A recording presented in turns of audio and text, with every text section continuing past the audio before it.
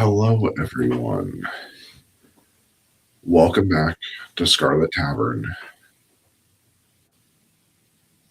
And more importantly, welcome, wayward travelers. Here is where stories are told in candlelight and truth is chased like spirits in a bottle.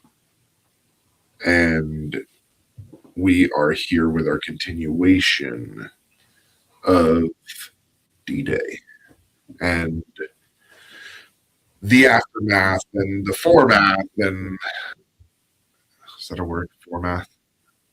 Aftermath, foremath. We'll say it's a word. And just the things that came around D-Day, all the little things. But where we're at now is D-Day. It's Invasion Day, the longest day Dun, dun, dun, dun. in that history. Sorry, I've watched the movie The Longest Day, and that's how literally Ronald says like, it'll be the longest day. The longest day. Dun, dun, dun, dun. So it'll be the longest day. No, not that. Yeah.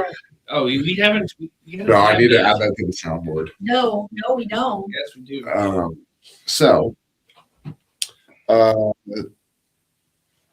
Yeah. And we're going to try to keep Ben up his tangents. For the least Short. For legal purposes, I have been told I am not to talk. No, you're allowed to talk. You're not allowed to go on tangents. This statement is being made of my own volition and in no way under duress or coercion. No tangents. This is why I'm doing this one. Otherwise, we'd be here for 12 parts. And then I would have to rewrite the schedule. We would again. just do an entire season of D-Day. You could do that. I mean, I'm not. No. Put me with a good time. The rest of us have worked too hard on these documents. So, the Invasion Day begins with a problem that feels almost insultingly indifferent to human courage, math, and weather. The planners needed a tight alignment of conditions, enough moonlight for night navigation and airborne marking, a tide state that supported the first assault and the follow-on waves, and weather that wouldn't turn the channel into a wrecking machine or smother the coast in impenetrable cloud. That combination only existed in short windows, and it's one reason the date mattered so much. Meteorologists weren't just checking the forecast. They were effectively deciding whether the operation could function at all. Modern breakdowns of planning requirements emphasize that the moon and tides were deliberately chosen to support the landings, and that the weather forecast forced a delay from the original intended day because the conditions were too dangerous. And that tide piece is more than trivia. The tides weren't simply high or low. They controlled whether landing crafts could unload and retract cleanly, whether the shoreline would choke with immobilized boats, and whether the early assault waves would be forced into a logistical traffic jam before they even met the enemy. Noah's explainer puts it bluntly. If craft arrived and unloaded at the wrong point in the tide cycle, they could wind up stuck on the beach as the water dropped, clogging the entire flow of reinforcements behind them. That's the kind of failure that doesn't need the enemy to win. It self-destructs. So, the day opens with an almost invisible truth. The assault's first victories are against time, tide, and the physics of getting off a shoreline without trapping yourself there. Just for everybody, NOAA is National Oceanic and Atmospheric Administration. Yes. Not Noah from the Bible. Yes, because he's dead at this point. I'm just saying it's pronounced the same way, just clarifying. I'm pretty sure somebody didn't have that confusion that Noah and the Ark existed during D-Day. You know what? These days, would you be really surprised that someone did think that? And, hon, most people know what Noah is in reference to meteorology. I actually didn't know the whole acronym. See how smart you are. Oh, I'm sorry. I don't know the name of the National Weather Service organization that does stuff. Did you know you can be a federal agent for the Weather Service? In what world do weathermen need police for? You can literally be a cop for the weathermen. They are federal agents with arresting powers. Yeah. I gotta look that up. Just because I believe you. It's like, I want to know what the hell they do. That's why the final go decision sits on a knife edge. What's chilling is how much rests on ordinary people doing ordinary work correctly, like the Irish weather observer Marine Sweeney at Blacksod Point, recording a pressure drop that helped confirm an incoming storm, feeding into James Stagg's forecast chain and the choice to postpone and then proceed under a temporary improvement. The AP's reporting on her role is a great reminder that D-Day weather isn't a vibe. It's a cascade of measurements, transmissions, arguments, and judgment calls.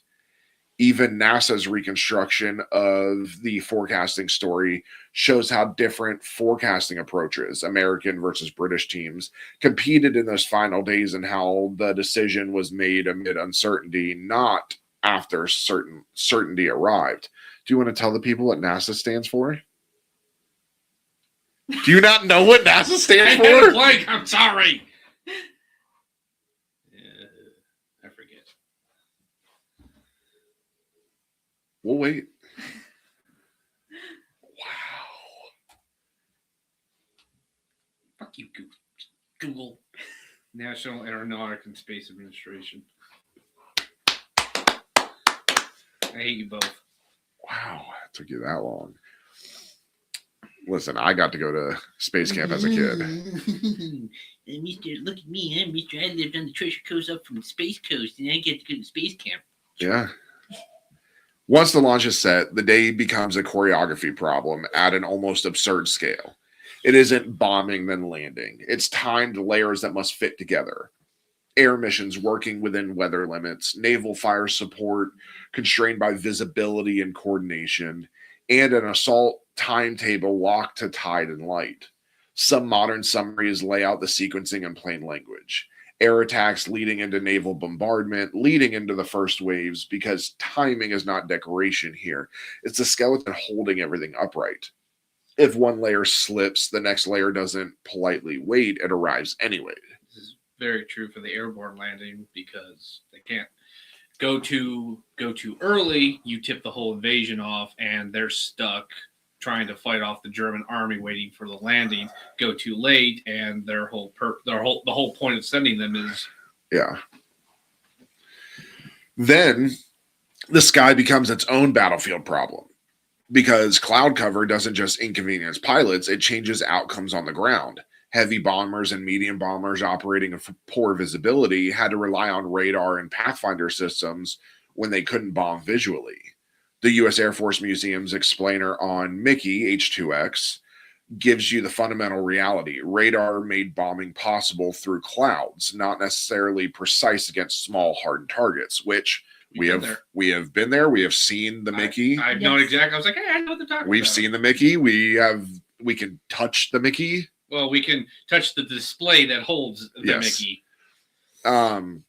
Smithsonian Air and Space pieces on airborne navigation and Rebecca Eureka Tech reinforce the broader theme.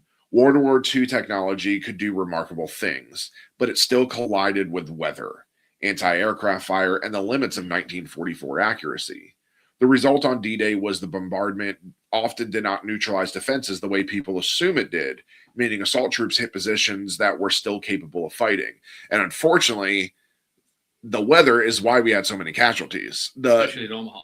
The plan was to bombard these beaches and hitting these because, of course, the Germans had pillboxes there. For those that don't know, pillboxes are basically they had a 300 or almost 360 degree view because you had the entrance. Yeah, you had an almost 360 degree view. I'd say like 200 degree view. Yeah, they could see the sides and in front. Yeah. The back was obviously their vulnerability. And they were pure concrete.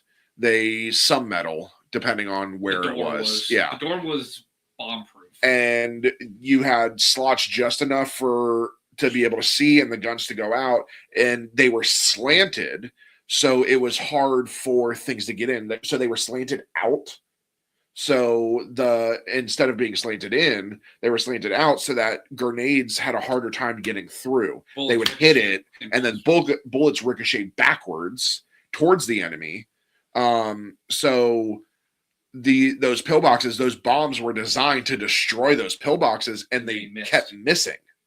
They actually, I don't believe one aerial bomb hit a pillbox. So a lot of guys ended up literally throwing grenades into the pillboxes. Yeah, Omaha is obviously, anyone who's seen Saving Private Ryan. Great movie. It was a great movie. Very true. They went through a meat grinder. Yeah. The way it was, the bombers were supposed to do most of the damage. Ships can only carry so much, and they are just not that accurate. Yeah. So.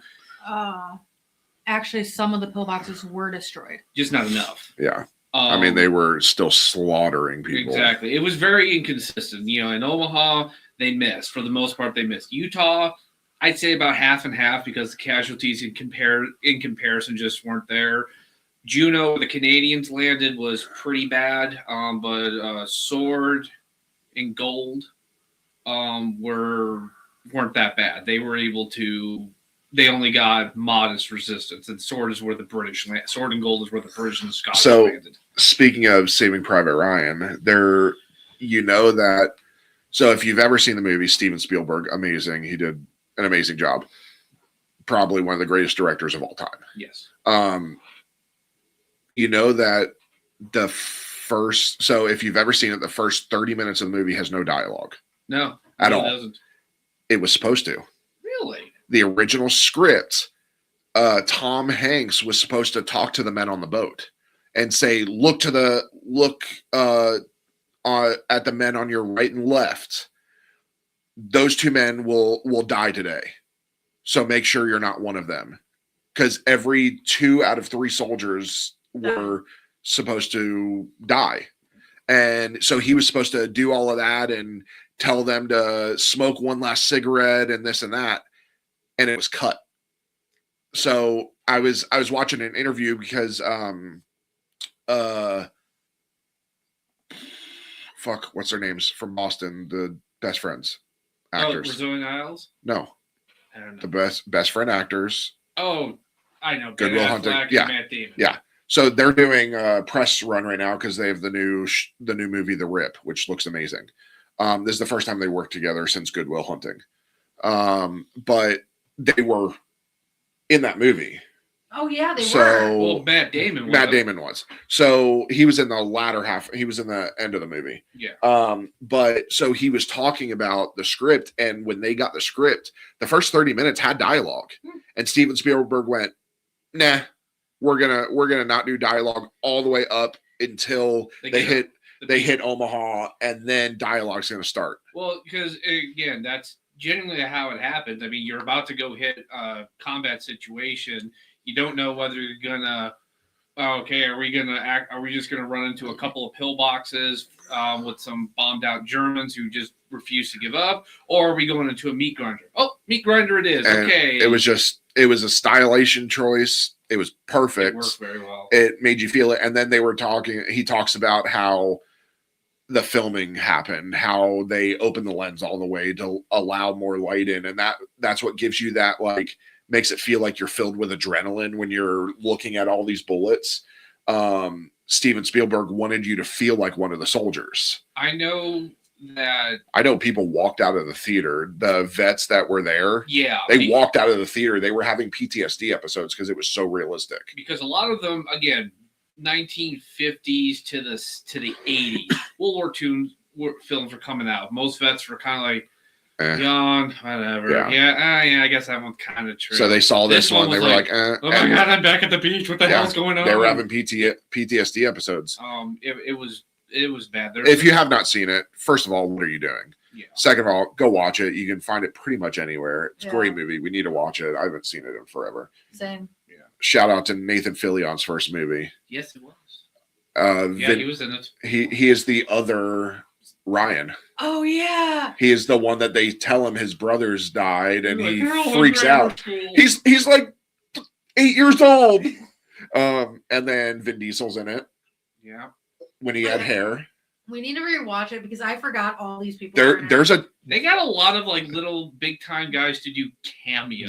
Well, at the time, most of these guys weren't big. Like Paul Giamatti. They weren't big stars. Like Vin Diesel wasn't a big star. Nathan Fillion wasn't a big star at this point.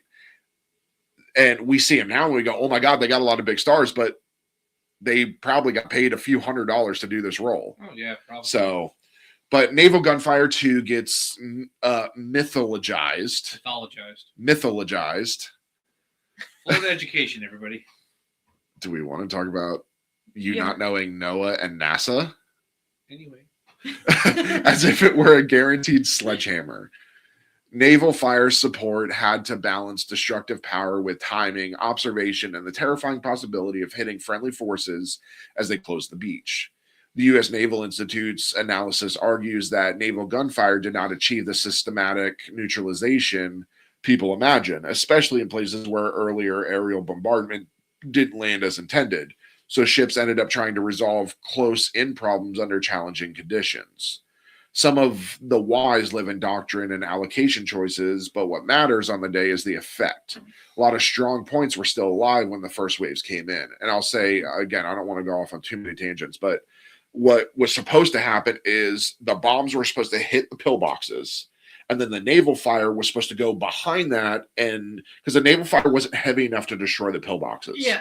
But they were supposed to go in and just kill any of the Germans that were inside those pillboxes. Because they had big, heavy weapons in there. Yeah, they were supposed to finish off. Yeah, but what the Air Force could. But since the bombs weren't dropping right, those rounds were just and not doing anything. It depends on the ship. A destroyer can destroy a bunker, but you only have so much range too. And exactly, that's the problem. They can't get in too deep because of the way the tide was falling. And it was also they had the Germans, if I remember correctly, they put like bombs in the water. They put yes like the stars floating up. Yeah, most of those were there for the infantry and tanks. The caltrops. But the biggest problem also was that there were 4,000 ships of various kinds. So trying to jostle, trying to get there, and again, bigger ships can only go so far before they get stuck. And then you have to worry about you have all these troop carrier ships coming in, and then you've got to worry about, okay, if we miss, we're hitting our guys. That's the problem. And so they were very careful of where they were firing. They were firing far off. Because if they fired too close, they're hitting our guys as our guys are trying to advance. Exactly. And that was the problem, because by the time they realized the ships, because again, Bradley, who's one of the commanders he's on a ship. He's on the USS Texas, I believe. He is literally there getting reports from like flash signals and everything. The beach is saying, these defenses are still here. Yeah. And at that point, like you said, it's too late. You start bombarding, you're killing our guys. Yeah. So at this point, they just got to either fight through it or die. Yeah. So it's where you hope to be the last guy off the ship. Yeah. Because then bullets are focused on other people. Yeah.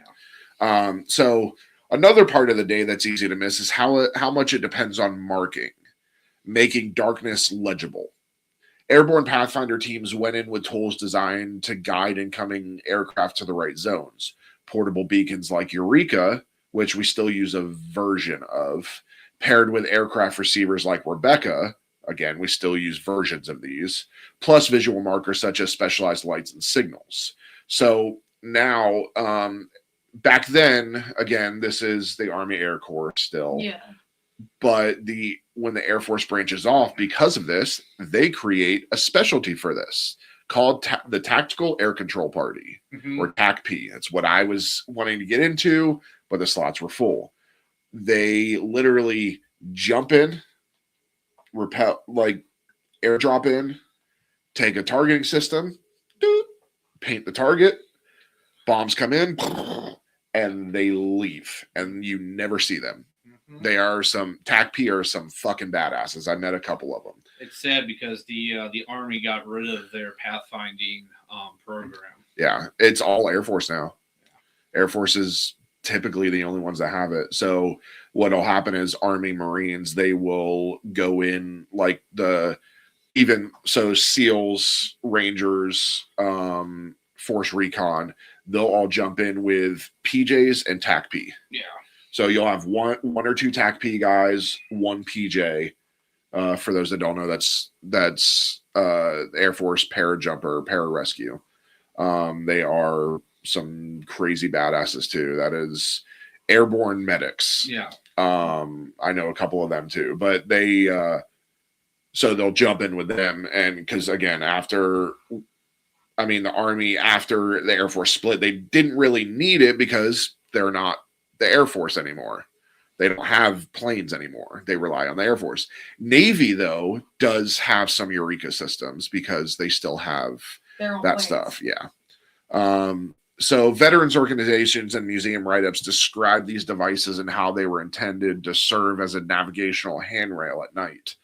Technology existed, the concept was sound, and the conditions were still punishing because the teams carrying the markers had to land, orient, set up under pressure, and keep it functioning long enough for follow-on waves to benefit. That's not glamorous heroism. It's technical problem solving under lethal stakes. On the eastern end of the seaborne landings, you also see something that's emotionally powerful precisely because it's small but huge in meaning. Free French commandos fighting alongside British forces, like we had said in the last episode. Contemporary local history sources around Osterham and broader World War II writing, Philippe Kiefer's unit emphasizes the symbolic weight of French troops landing to help begin France's liberation, an act that carried morale value far beyond their headcount. It's one of those human narrative beats on a day otherwise dominated by machinery. France wasn't just being fought over, French forces were present in the fight. And these were the only French forces that initially landed at D-Day. They would only ever after they came on like the reinforcement waves and everything. It's actually a pretty harrowing story about them taking Ouistreham. While all of that is happening on the Allied side, the German side is experiencing a different kind of chaos, not panic, but slow, contested decision-making under uncertainty.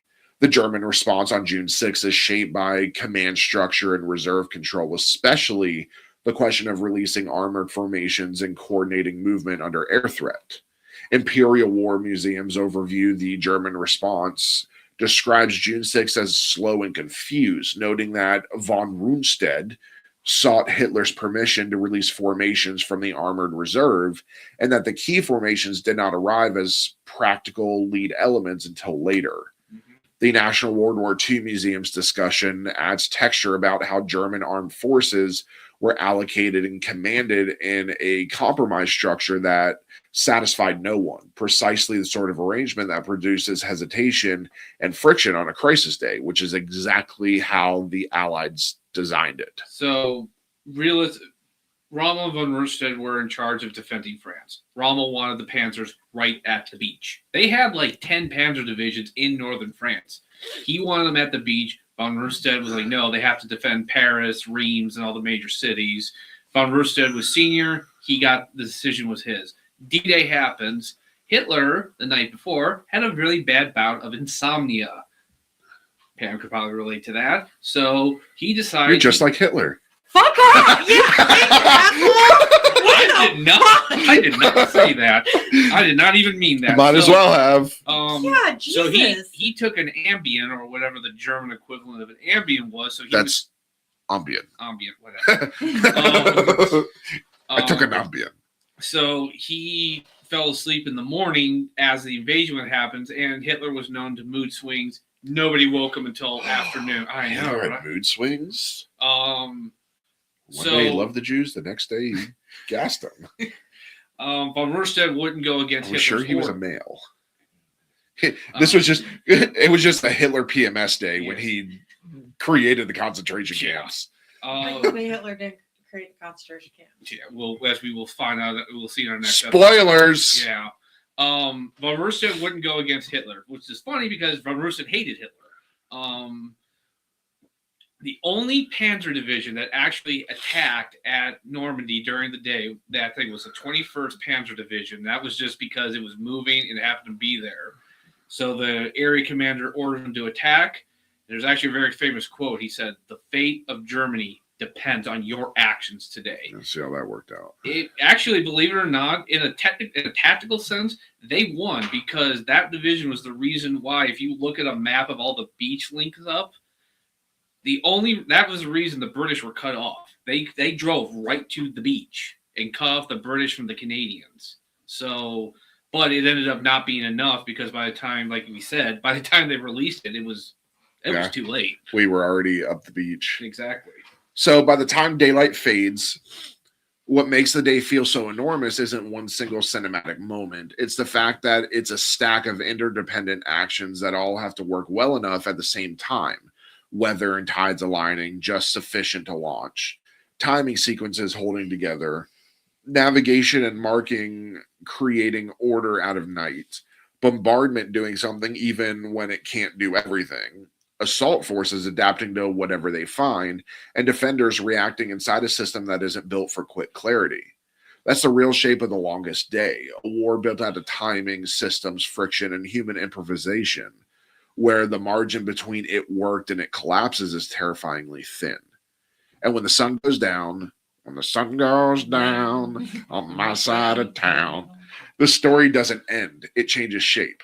Because once you've survived the first day, the fight becomes about whether that was what was gained enough can be held, strengthened, and kept from being rolled back before it entirely takes form. So, after the landings, the campaign doesn't immediately become a sweeping liberation narrative. It becomes a grinding contest over where the front will even exist.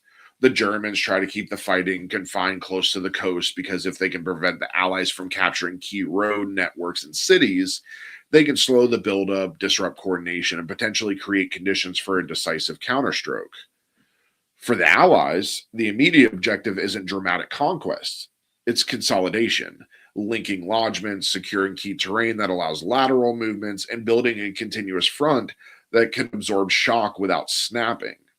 Official U.S. Army histories describe the early phases of contest in which German forces tried to contain the Allies. In contrast, Allied forces fought to expand and stabilize their position in Normandy. And what was supposed to happen, and what eventually did happen, is you had all these landings across the beach. And of course, if you look at this part of France, you've got these chains of beaches. Mm-hmm. So everybody landed on their different beaches. Obviously, Normandy is the most famous. That's what we know. But what was because that's obviously, well, for Americans, that's the most famous because that's where we landed. I'm sure Canadians learn more about their side. They learn more about Juno Beach. And because that's their history. Yeah. But so what was supposed to happen is everybody land, and then they were supposed to sweep up and then eventually get off the beach and connect onto the main land. So now you go from fighting all these different fronts of small quote unquote, small military to a massive conglomerate of every troop in the world that has fought against you. And it was supposed to be so overwhelming that the Germans were just going to collapse. And also a byproduct, as we talked about in the last part about the deception.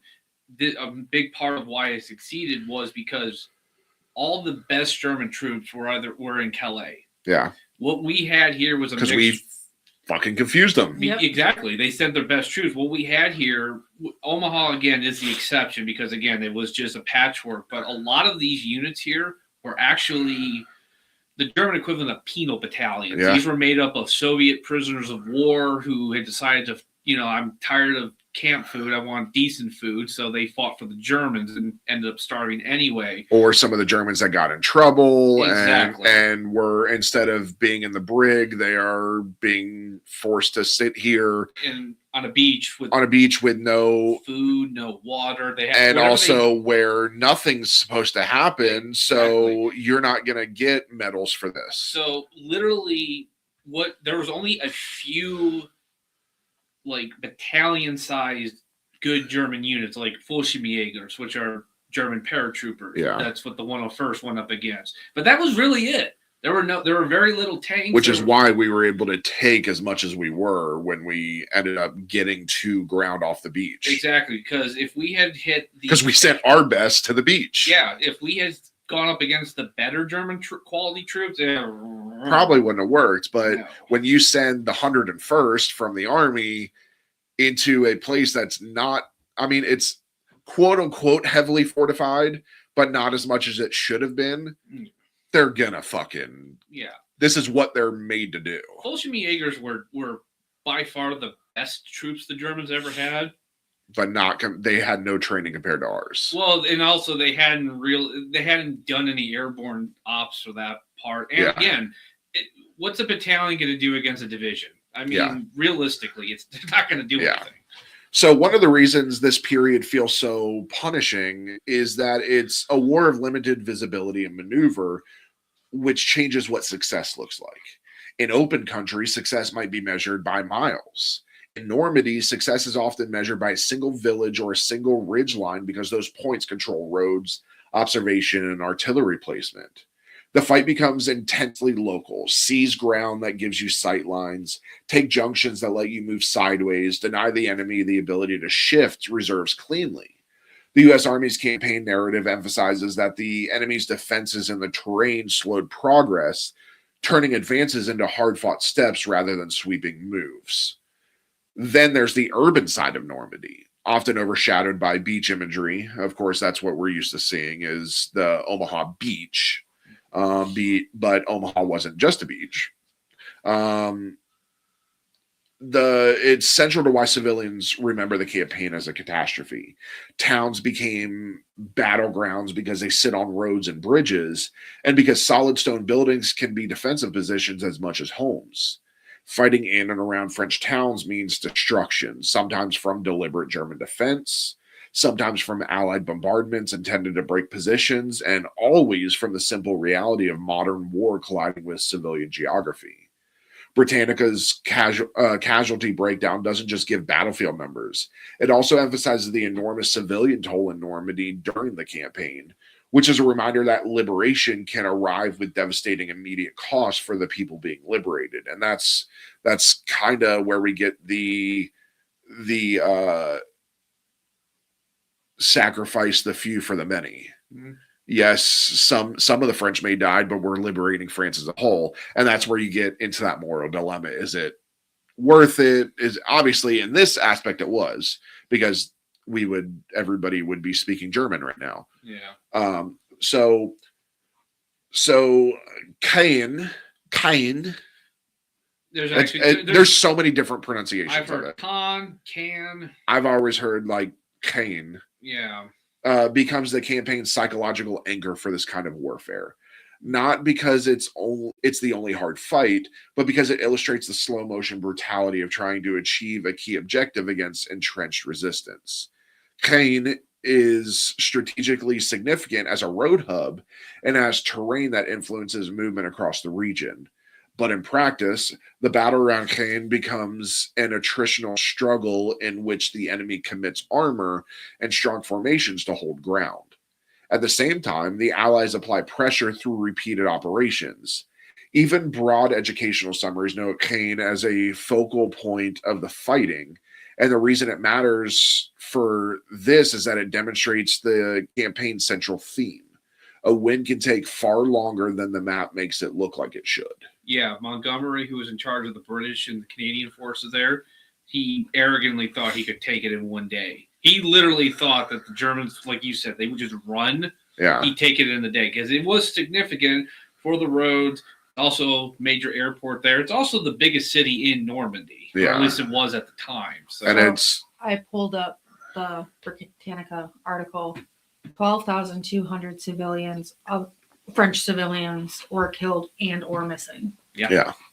It was brutal. It's because everything is so packly tight in there. There's hedgerows. There's everything in there. So and keep in mind the whole point was for us to take the small cities in Normandy and then have eventually the British, the Canadians all kind of form up, and then Normandy becomes the focal point, and our supply chains and where we operate for the rest of this war. Mhm. Normandy was going to be the area of operation, or the AO. Yeah. So it would have, and eventually the goal was to have it as a green zone, a safe zone, where we just kind of were able to sit there, throw up, get into these buildings, throw up whatever tents, have our armaments there, things like that. But it wasn't as easy as they thought it was going to be. No.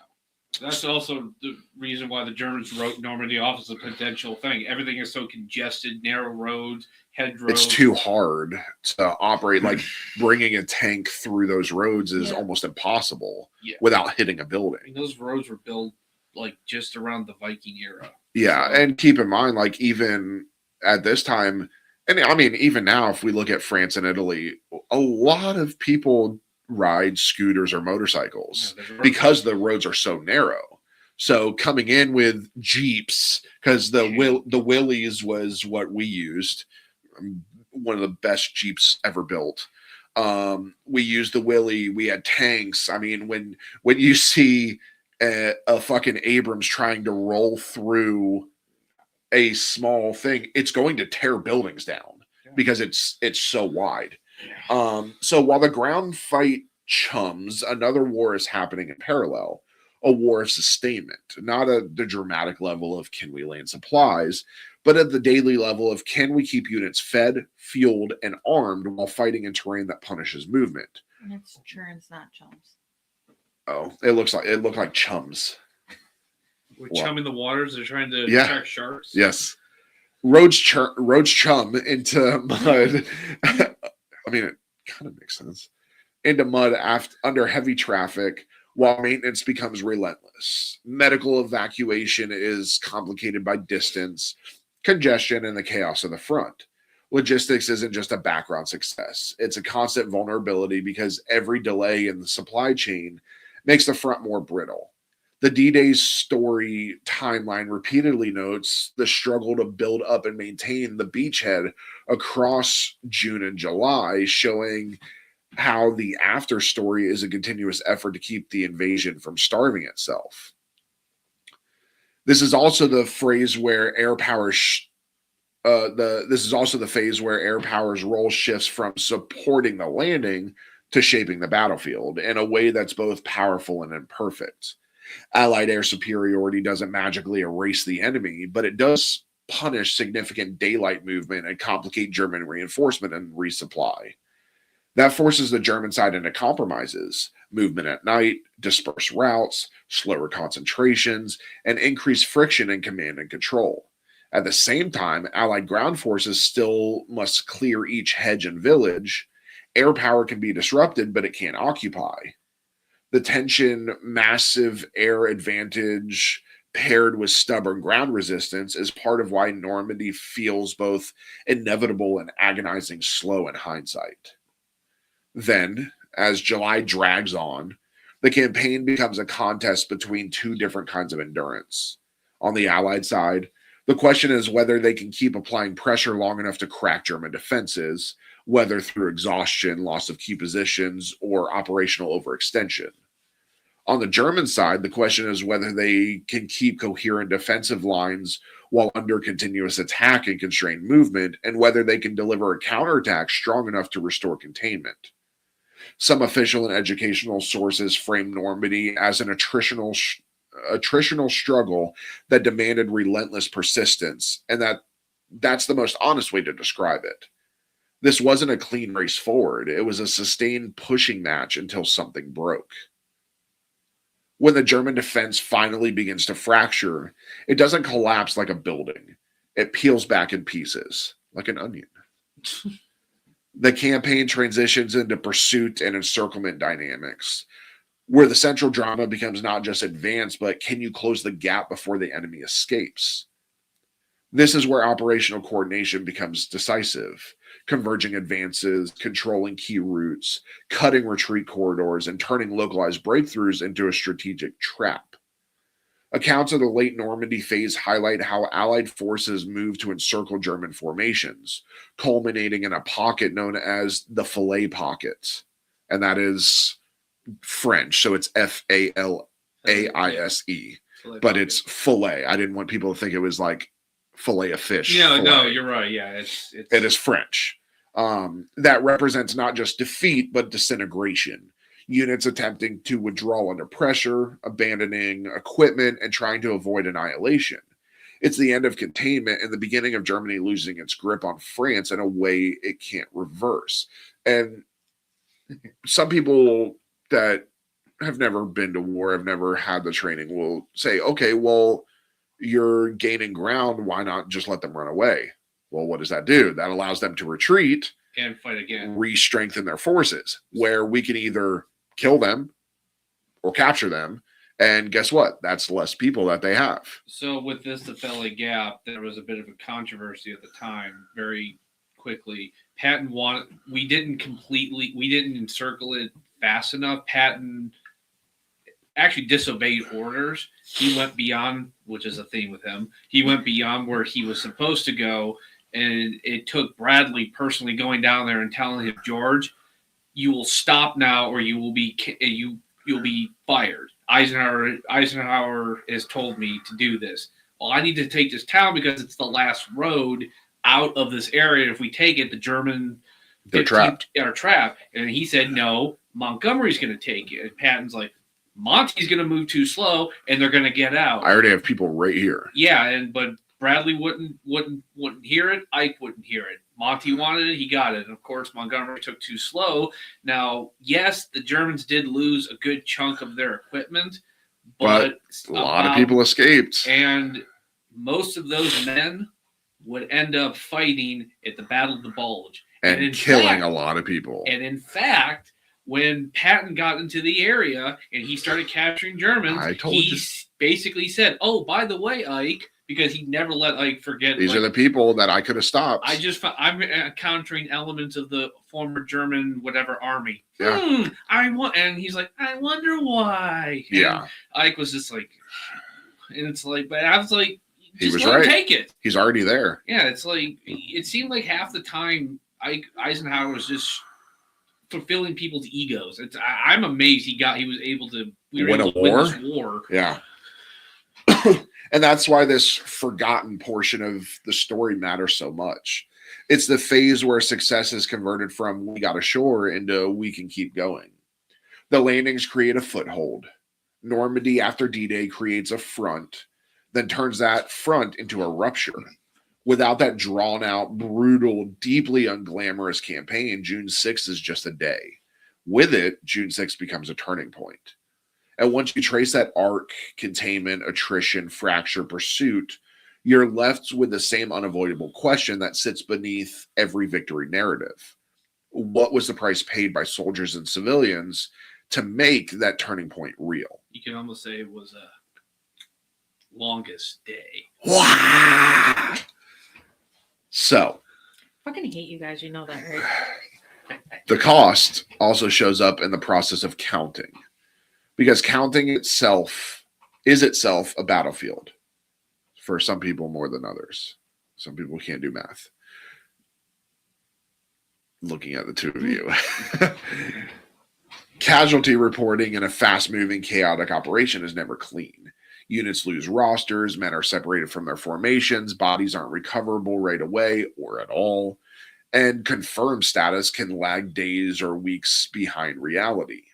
That means the numbers you see in reputable summaries are often the result of a long administrative struggle to turn chaos into records. And that struggle matters because it's part of the human experience of Normandy. Commanders making decisions with incomplete information, medics triaging without knowing what's coming next, and families back home living in limbo. At the same time, the system catches up to what happened on the ground. In some cases, it was deliberate. Yeah. So I didn't put in the numbers, but for the Normandy invasion, Germany lost 30,000 were killed, 80,000 were wounded, 210,000 were missing. Yep. United States, 29,000 were killed, 106 wounded and missing. United Kingdom, 11,000 killed, 54,000 wounded and missing. Canada, 5,000 killed, 13,000 wounded and missing. And France, like we said before, 12,200 civilians were killed and missing. Yeah. And in some instances, with the American side, in case they actually held back some of the notifications, was for the 29th Infantry Division, which originally was a National Guard division from Virginia.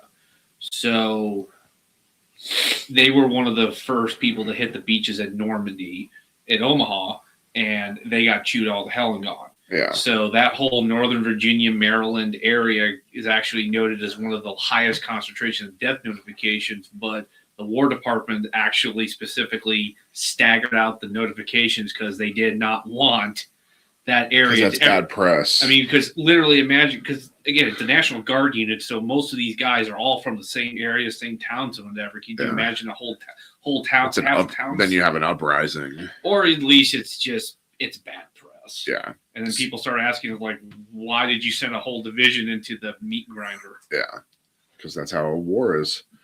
Another layer of cost is the moral weight embedded in triage. In popular memory, wartime medicine can look like pure heroism, and it is. But it's also a series of impossible choices. Triage means deciding who can be saved with limited time and supplies, who needs immediate surgery, and who horrifically won't survive no matter what you do right now. That's not just a clinical decision. It's emotional damage carried by medical teams and comrades who had to watch it happen. This is one of those costs that never shows up in a casualty table, but absolutely shows up in the lives of the people who survived that day. And we have stories of World War II medics that talk about how they literally had to sit there and watch somebody choke on their own blood because the amount of supplies that they would spend saving that one person could save 6 others. Mm-hmm. So they had to watch them die. And I give them a lot of credit. Yes. And then there's the hidden cost of quote unquote minor wounds.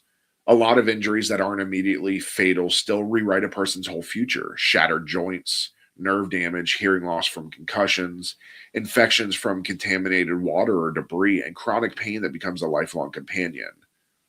Many veterans didn't come home fine. They came home functional enough to be sent home and then live the rest of their lives with bodies that never really returned to baseline. The war ended, but their war didn't. It had just changed shape. And then, of course, psychological injury is its own category of cost, mainly because 1944 didn't have the vocabulary we use now. PTSD didn't exist. No, it was known as shell shock. Yes. People carried what we call trauma, survivor's guilt, and stress injuries without a clean framework for acknowledging them.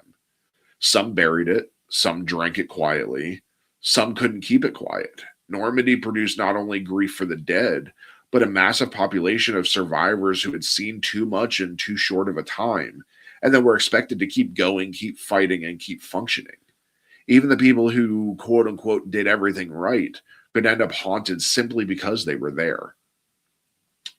Captivity and displacement adds another dimension that's hard to grasp if we only think of it in terms of battle. Prisoners didn't just lose freedom, they lost time. Months of hunger, exposure, uncertainty, and the constant knowledge that the war is still happening and you have no control over it. Civilians experienced a different form of captivity, not behind wire, but inside collapsing routines. When your home becomes a battlefield, you lose the basic structure that makes life feel real. Sleep, safety, food, school, work, and the certainty that tomorrow will resemble today. Even when people survive, that kind of destabilization is a wound. The landscape itself becomes part of the bill. Normandy's costs included cratered roads, destroyed bridges, torn apart farms, shattered utilities, and entire neighborhoods erased. And because so much of Normandy is villages and small towns, the destruction wasn't concentrated only in strategic targets. It hit ordinary places where families had lived for generations. The aftermath meant rebuilding not only buildings, but records, local governance, livelihoods, and community memory. Survivors weren't just repairing walls, they were trying to stitch everyday life back together in places where normal had been blown apart. There's also a cost on how memory gets carried forward. Cemeteries and walls of names don't just honor the dead, they do something else too. They freeze the scale into something you can't look away from. A casualty statistic can blur into abstraction. A row of identical markers refuses abstraction. The same is true of the missing. The absence becomes a permanent presence, a name without a known ending. That's a special kind of grief. And it's one of the cruelest costs of large scale war, when the story never resolves for the people who love them. And of course, now we have great organizations like the Palmia, Prisoners of War Missing in Action, and companies like we have. There are companies that actually go out to and over the last 10, 20 years, it's happened a lot, where people have gone out to Normandy and tried to find relics, and they found old dog tags and stuff like that, like buried deep in the beach. And I knew a guy when I lived in Boston when I worked for Dunbar Armor. He was a Native American guy. His grandfather had actually been captured. This isn't normally, but just kind of how they find relics. He got captured at the Battle of the Bulge. Yeah. He took his gear, like the little Bangalore, like whatever they call it, they held all his gear on, and he got captured by the Germans. The only reason he didn't get executed was because he was a farmer, so he had skills. Yeah. And years later, he went back to visit the area. He found the old farm that was there, and the barn was still there. He walked up. Gear is sitting right there. It was like up in because he was found in the attic. Yeah. And the farmer nobody had been up there. Yeah. So what it costs isn't a single number, and it isn't even a single kind of suffering. It's death, yes, but it's also injury, uncertainty, long-term disability, psychological harm, captivity, homelessness, ruined towns, and families trying to rebuild a sense of safety in places where safety was physically torn apart. And once you sit with that, once the victory stops being cinematic and starts being human, the next question naturally follows. What did all of that sacrifice change? And why has this particular battle stayed so sharply carved into collective memory? Normandy still matters because it's one of the clearest reminders that history isn't made by a single moment. It's made by systems colliding, leadership under uncertainty, alliances under strain, and institutions trying to convert values into action without breaking. That's why professional military education keeps coming back to it. The National Defense University piece explicitly frames Overlord as something that still inspires and instructs by forcing modern planners to measure themselves against a real-world operation that demanded coordination across land, sea, air, logistics, intelligence, and civil responsibilities, while still allowing for mistakes and friction.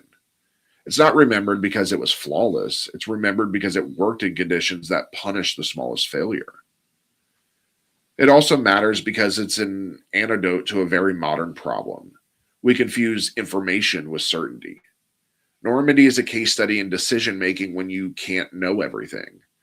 The National World War II Museum, which I'd love to go to, makes the point in a devastatingly simple way.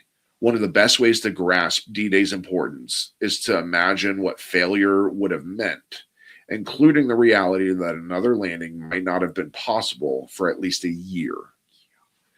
That's not drama. That's the strategic consequence of lost ships, lost specialized equipment, lost training units, and a political shockwave that could have changed the war's trajectory. Normandy matters because it forces us to admit that the outcomes we now treat as guaranteed were once balanced on judgment calls. And think about how much the Germans could have done in a year. Oh, yeah. That would have won them the war. Yeah, because I don't know if it would have won them the war. Because the deception would have failed. Yes. But what would have happened was logistically, the Germans at this point are already strained. The Soviets are bearing down on them, and the Soviet strategy was basically clog the guns of the enemy with our dead. So I believe the Soviets would have eventually overrun the Germans. It would have cost them far more, but we would have seen a Europe completely under Soviet dominance. Communist France, Communist Germany, Italy. And then who knows if that stops over there. They come over to us. We're now weak. I mean, we were only allies of convenience with the Soviets.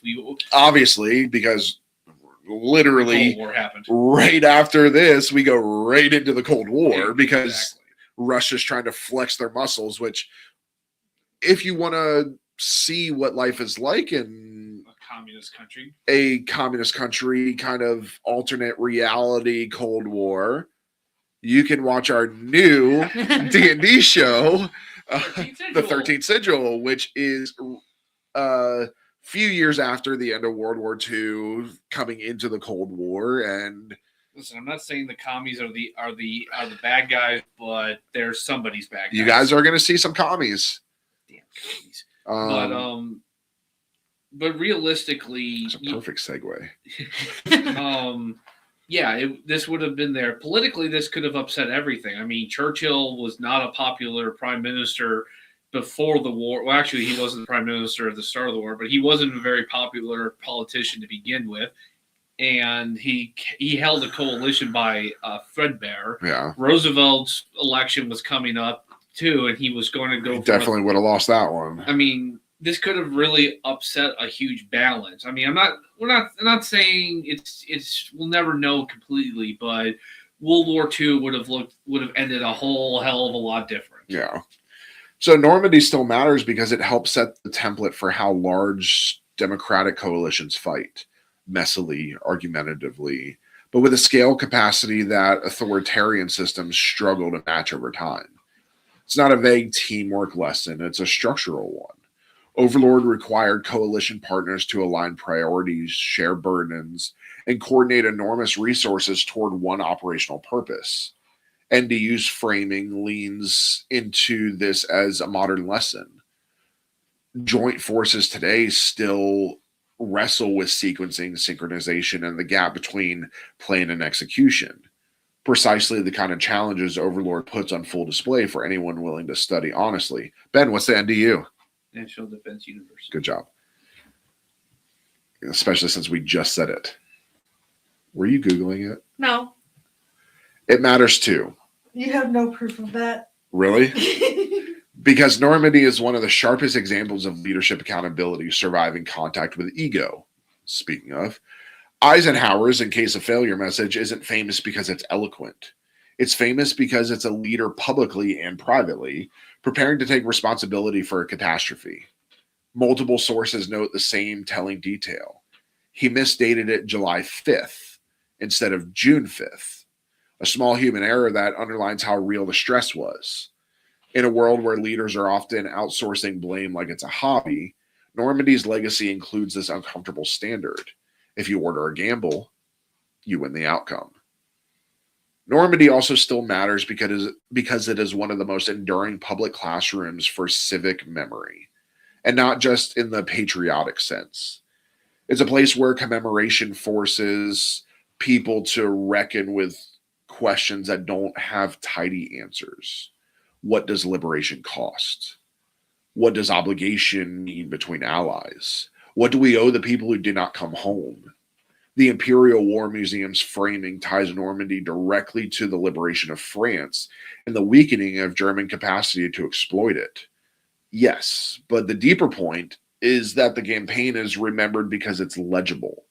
You can stand on that coastline and physically grasp how enormous, risky, and morally frightened the undertaking was. And I would love to. I'd love to go visit Normandy. Yeah. And it matters because Normandy didn't just end the war. It shaped the stories nations tell about themselves afterward. For France, it sits inside a national narrative of occupation, resistance, and liberation. For the United States, Canada, and Britain, it sits inside a narrative of coalition responsibility and sacrifice at a distance. Those narratives shape diplomacy and identity long after the shooting stops. That's a big claim, but you can see the mechanism and how often Normandy anniversaries are treated as major civic events and educational touchstones, not just historical trivia. Institutions like the National World War II Museum explicitly position Normandy as a turning point of 20th century history, not merely a battle, because its consequences spill outward into how the modern world was shaped.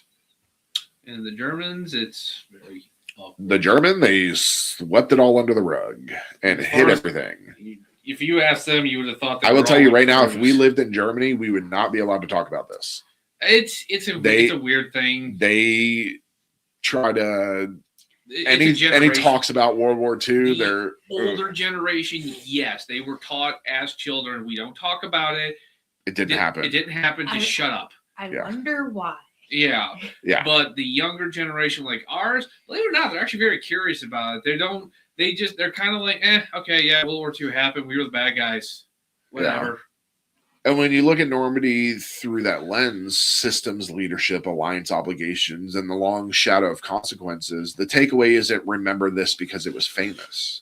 It's remember this because it shows what it costs to change the direction of history and why that cost still echoes. Really? What we owe the past isn't worship or a highlight reel. It's honesty. None of this felt inevitable to the people living through it, and we shouldn't retell it as if it were. We owe them attention and humility.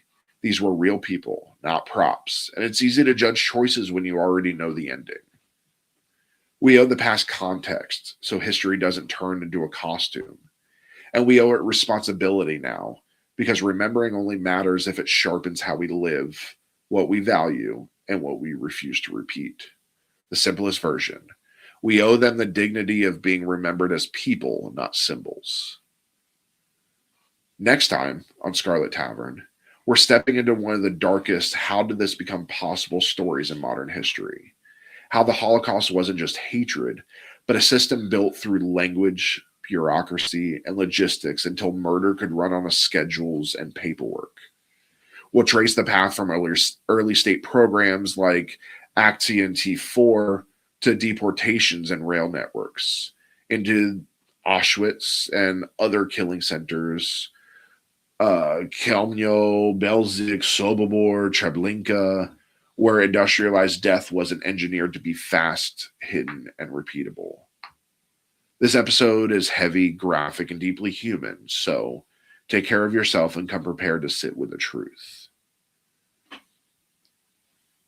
Any final thoughts as we wrap up D-Day? I wish we had more time for this because there are very many personalized stories that I know for a fact have never gotten into history books. I could go on, and the sad thing is we can't do that. And these people deserve to be remembered.